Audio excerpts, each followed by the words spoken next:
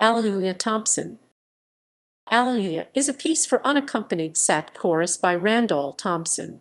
Composed over the first 5 days of July in 1940, it was given its world premiere on July 8 of that year at the Berkshire Music Center at Tanglewood under the direction of Wallace Woodworth. The work was written on a commission from Serge Koussevitzky, director of the Tanglewood Festival.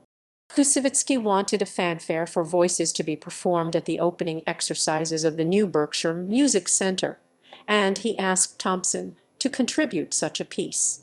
Instead of the joyous work expected of him, the composer produced a quiet and introspective piece.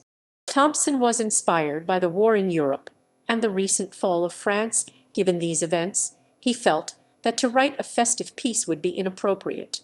The text of the work consists of the word Alleluia repeated over and over again.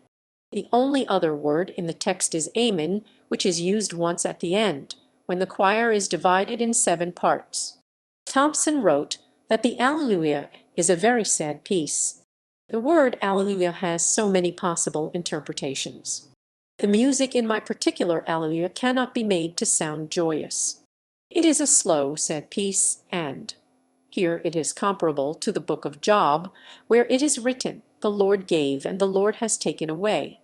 Blessed be the name of the Lord."